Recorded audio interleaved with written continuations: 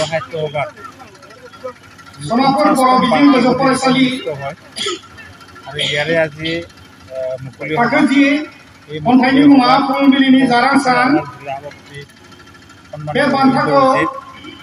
আৰু লগতে জিলা হাৰিমুৱা আমাৰ মুখ্য অতিথি আছিল আমাৰ বিশেষ এটা অসুবিধাৰ কাৰণে আজি উপস্থিত হ'ব নোৱাৰে সহকবি পঠাই দিছে ইয়াত তাৰ কাৰণে তেখেতক এই মঞ্চৰ যোগেদি ধন্যবাদ জনাইছোঁ আৰু লগতে আহিবলগীয়া নতুন বছৰৰ 2025 চনৰ নতুন বৰ্ষৰ সকলোকে শুভ কামনা যাচিলোঁ। বিশেষকৈ বড়ো সাহিত্য হ'ব বুলি ক'ব গ'লে আমি সকলোৱে জানো জাতিটোৰ ৰক্ষণ প্ৰক্ৰিয়াত যিখিনি কাম কৰি আছে তেওঁলোকে ইয়াত সকলোৱেও মানে গম পাই আছে ভাষা বিকাশৰ ক্ষেত্ৰত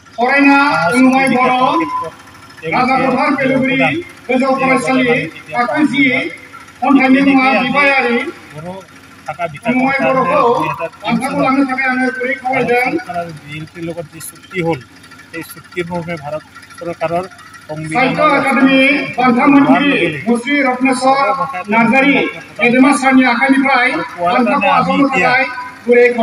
সাহিত্য একাডেমী বঁটা পাবৰ কাৰণে সক্ষম হৈছে তাৰ কাৰণে ভাৰত চৰকাৰক ধন্যবাদ জনাইছোঁ আমাৰ বিএলপিৰ নেতাসকলক ধন্যবাদ জনাইছোঁ আৰু লগতে আমাৰ সাহিত্য ভাষা সংস্কৃতি বিকাশৰ কাৰণে তেওঁলোকে যি অলপ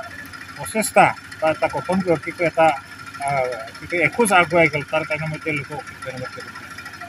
যিয়েই নহওক এইখিনি মুহূৰ্তত আমি এইটো ক'বই লাগিব যে সকলো জনগোষ্ঠীয়ে নিজৰ ভাষা সংস্কৃতি বিকাশৰ কাৰণে প্ৰচেষ্টা কৰি আছে সেইটো প্ৰচেষ্টাৰে মই এটা কথা ক'ব বিচাৰিছোঁ আপোনালোকৰ এই মিডিয়াৰ যোগেদি যোৱা নৱেম্বৰৰ 14 তাৰিখে আমাৰ দিল্লীত বদলি মহোৎসৱ এটা অনুষ্ঠান হৈছিল এই মহোৎসৱৰ গুৰি ধৰিছিল নিখিল বড়ো ছাত্ৰ সন্থা আমাৰ বড়ো সাহিত্য সভা আৰু বড়ো হাৰিমুৱা সভা যিহেতু 16 নৱেম্বৰটো বড়ো সাহিত্য সভাৰ জন্ম দিৱস ইয়াৰ লগতে সংগতি ৰাখি তাত কিছুমান সাংস্কৃতিক প্ৰদৰ্শনৰ লগতে কিছুমান সাহিত্যৰ বিষয়ে কিছু চৰ্চা আলোচনা কৰা হৈছে গতিকে এই অনুষ্ঠানত ৰক্ষা কৰি আহি সেই এটাৰ কথাই তেখেতৰ বেছিকৈ অনুপ্ৰাণিত কৰিছোঁ বেছি ভাল লাগিছিল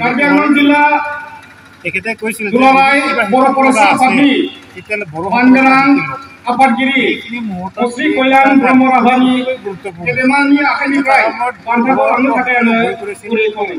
বড়ো দুৰ্নীতিৰ এৰিয়াত আহিবলৈ ভয় কৰিছিল কিন্তু আজি সেইখিনি মানুহে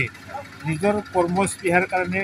কাম কৰাৰ যিখিনি মানে হেঁপাহ নিজৰ জাতিটোৰ অশেষ ভাল পোৱাৰ কাৰণে সকলো ত্যাগ কৰি যে সৃষ্টিৰ কামত আগবাঢ়ি যাবৰ কাৰণে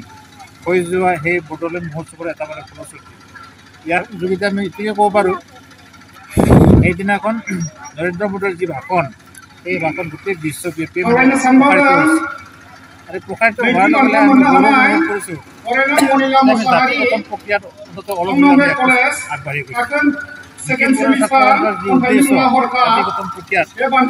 সাহিত্যৰ যি উদ্দেশ্য ভাষা সংস্কৃতি বিকাশৰ ক্ষেত্ৰত গতিকে এইখিনি মুহূৰ্তত বড়ো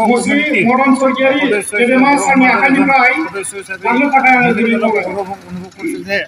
এনেকুৱা এটা পৰিৱেশত দিল্লীৰ ৰাজধানীত এনেকুৱা এটা সফল কাৰ্যসূচী গ্ৰহণ কৰাৰ কাৰণে